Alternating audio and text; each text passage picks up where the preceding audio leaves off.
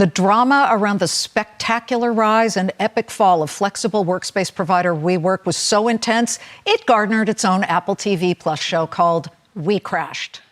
August 14th, 2019. WeWork is worth $47 billion, the world's most valuable startup. Bigger than Uber, bigger than Airbnb. Adam Neumann, 6'5", barefoot, tequila in hand, is about to become one of the richest men in the world. 4 months later, $8 billion. 1 year after that, bankrupt. This is how one man convinced SoftBank, JP Morgan, Goldman Sachs, and the world that a real estate company renting desks was a technology company that would elevate the world's consciousness. The year is 2008. Adam Neumann is a 29-year-old Israeli immigrant living in Brooklyn. He's 6'5", charismatic, and by all accounts, completely broke. He's tried baby clothes with built-in knee pads, failed. Collapsible women's high heels, failed. Now, he's subletting desks in a building in Brooklyn. But Adam Neumann doesn't see desks. He sees community, he sees family, he sees the future, and most importantly, he sees how to sell it. Here's what most people don't understand about WeWork. It wasn't a co-working company. Free beer on tap, kombucha, phone booths that looked like spaceships, neon signs with inspirational quotes, DJ booths, yoga studios. This wasn't an office, this was a lifestyle brand. Adam called it physical social networking. And the pitch, intoxicating. We're not just renting space. We're creating a world where people work to make a life, not just a living. Translation: we're not a real estate company with massive overhead costs. We're a technology company that's going to change the world. And here's the thing, it worked. 2010, 1 location in New York. 2014, 15,000 members, 8 cities. 2017, 100 locations, 17 countries. Revenue quadrupled from 2016 to 2018. $436 million to $1.8 billion. Wall Street was mesmerized. Silicon Valley was writing checks. And Adam Neumann, he was just getting started. February 2017. A chance encounter in India changes everything. Masayoshi Son, Japanese billionaire, founder of SoftBank. The man who turned a $20 million bet on Alibaba into $75 billion. He's in India scouting investments. Adam Neumann is there for a conference. They meet, they talk. According to reports, Son says, "Your vision is good, but you need to be crazier." 6 months later, New York City. Son arrives to tour a WeWork location. He's 2 hours late. When he finally shows up, Adam Neumann has 28 minutes before Son has to leave for his next meeting. 28 minutes! That's how long it takes Adam Neumann to convince Masayoshi Son to invest $4.4 billion in WeWork. Let me repeat that. $4 billion. In less than half an hour. No formal due diligence, no detailed financial analysis. Son later said he made the decision based on gut instinct. He said Adam reminded him of Jack Ma, the Alibaba founder who made him a billionaire. At a SoftBank investor meeting, Son declared, "WeWork is ready to become the next Alibaba." With SoftBank's billions flooding in, Adam Neumann wasn't building a company anymore. He was building an empire, a movement, a religion. He held summer camp for employees in England, a music festival where bartenders handed out free rosé by the bottle. At headquarters, beer flowed freely, tequila shots at morning meetings, dance parties instead of presentations. Adam bought a $60 million private jet with investor money. And on those jets? According to the Wall Street Journal, Neumann and his executives would smoke so much marijuana that flight crews had to put on oxygen masks. On one flight to Israel, crew members found a cereal box stuffed with weed in a closet. The plane's owner was so concerned about international drug trafficking charges, they recalled the aircraft, stranding Neumann in Israel. But here's the wildest part. None of this mattered, because Adam Neumann had become untouchable. By 2018, WeWork wasn't just WeWork anymore. We live. Apartment buildings. We grow. A private school run by Adam's wife, Rebecca, Gwyneth Paltrow's cousin, charging $42,000 a year. We MRKT retail spaces. Adam announced plans for We Sail, We Sleep, We Bank. We can solve world hunger. We can solve the problem of children without parents. He told Vanity Fair he wanted to live forever. He told the Wall Street Journal he planned to become the world's first trillionaire. Time magazine named him one of the 100 most influential people of 2018. And in January 2019, SoftBank gave WeWork another $2 billion at a valuation of $47 billion. $47 billion for a company that had never made a profit, not even once. August 2019. Adam Neumann decides it's time. Time to take WeWork public. Time to cash in. When a company files for an IPO, they have to reveal everything, every financial detail, every risk, every conflict of interest. And what WeWork's filing revealed was catastrophic. First, the losses. WeWork lost $1.9 billion in 2018. That's not a typo. In the first half of 2019 alone, another $690 million in losses. For every dollar WeWork made, they lost $2. Second, the business model. WeWork signed 15-year leases with landlords at premium rates, but they rented to customers on month-to-month contracts.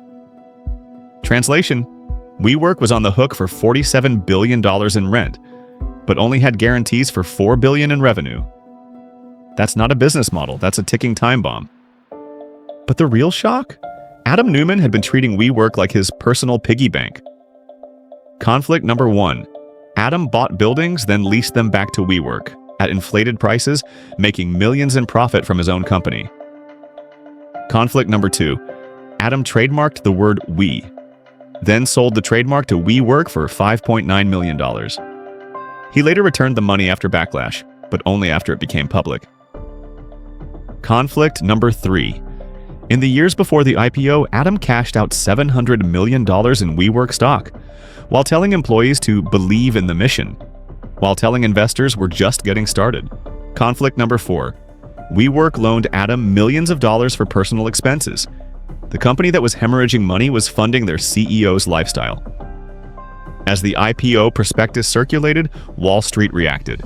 Goldman Sachs, the lead underwriter, had initially valued WeWork at $60 billion, then $47 billion, then $30 billion, then $20 billion, then $10 billion. In less than 3 weeks, WeWork lost $37 billion in value, without selling a single share. Major investors pulled out. Pension funds said no. Even SoftBank, the company that had poured in over $10 billion, started to panic. September 2016. A flashback. This is important context for what happens next. Adam had just laid off 7% of his staff, about 1,000 people, to cut costs. He called an all-hands meeting to address the layoffs. The mood was somber. People were scared. Adam gave a speech about tough decisions, about the company's future, about sacrifice. And then, employees walked in with trays of tequila shots. Adam led toasts. And then, I'm not making this up, he brought out Daryl McDaniels from Run DMC to perform a private concert. Minutes after firing 1,000 people, he threw a party. This is who was running a $47 billion company. September 22, 2019. Behind closed doors, WeWork's board has had enough. Reports surface that directors, many connected to SoftBank, are planning to remove Adam as CEO. The Wall Street Journal publishes a devastating expose detailing Adam's drug use, erratic behavior, and conflicts of interest. September 24, 2019. Adam Neumann steps down as CEO. He remains non-executive chairman, but his reign is over. And his golden parachute? $1.7 billion from SoftBank. To go away quietly. After Adam's departure, WeWork tried to salvage what was left. New CEOs, new strategies, new promises. In October 2021, WeWork finally went public, not through a traditional IPO, but through a SPAC merger. Valuation $9 billion, a fraction of the $47 billion peak. But the problems remained. Still losing money, still stuck with impossible lease obligations, still trying to convince the world that renting desks was worth billions. Then 2020 happened. COVID-19 hit. Everyone went home, and suddenly nobody needed a desk. Companies canceled memberships by the thousands. WeWork's revenue collapsed 30%. But those 15-year leases still due every single month. February 2023, WeWork restructured, wiping out $1.5 billion in debt. It wasn't enough. August 2023, WeWork stock was trading at 83 cents. The company issued a warning. Substantial doubt exists about the company's ability to continue as a going concern. Translation, we're dying. November 6, 2023. WeWork files for Chapter 11 bankruptcy. Total debt, $18.6 billion. Total assets, $15 billion. From $47 billion to negative $3.6 billion. May 30th, 2024. A bankruptcy judge approves WeWork's restructuring plan. $4 billion in debt wiped out. $12 billion in future rent obligations canceled. The company handed over to creditors. 500 locations at peak. Now, 337. And shrinking.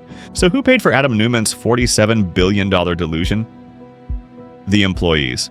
20,000 people lost their jobs. Many had their life savings in company stock, now worthless. SoftBank and Masayoshi. Son, $14.4 billion in losses. Masayoshi Son's reputation? Shattered. He publicly admitted, "It was foolish of me to invest in WeWork. I was wrong." The investors, pension funds, mutual funds, individual investors, billions evaporated. The landlords, billions in unpaid rent, empty buildings across the world.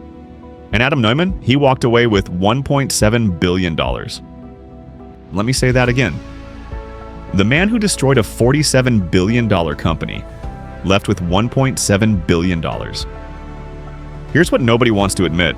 Adam Neumann isn't special. Elizabeth Holmes at Theranos? Fraud. Sam Bankman-Fried at FTX? Fraud. Travis Kalanick at Uber? Forced out. Silicon Valley has a problem. It worships founders. It mistakes charisma for competence. It confuses vision with viability. And when you give a charismatic founder unlimited money, with no oversight, with no accountability, this is what happens. You'd think after WeWork, things would change. They didn't. Venture capital is still pouring billions into unprofitable companies, still chasing growth over sustainability, still betting on founders who promise to change the world. And Adam Neumann? In August 2022, Andreessen Horowitz, one of Silicon Valley's most prestigious firms, gave him $350 million for his new company. It's called Flow. It's a real estate startup. You can't make this up. WeWork wasn't destroyed by bad luck. It wasn't destroyed by the pandemic. It wasn't destroyed by the market. WeWork was destroyed by one man's delusion, and everyone who enabled him. The investors who threw money at charisma instead of doing due diligence. The board that looked the other way. The media that built the myth. From $47 billion to bankruptcy in less than 4 years. And the man responsible? Still a billionaire. Still raising money. Still promising to change the world. If you found this story shocking, wait until you see what happened to Theranos. Elizabeth Holmes didn't just lose billions. She lied about technology that put lives at risk. And she's serving 11 years in federal prison. That story is next.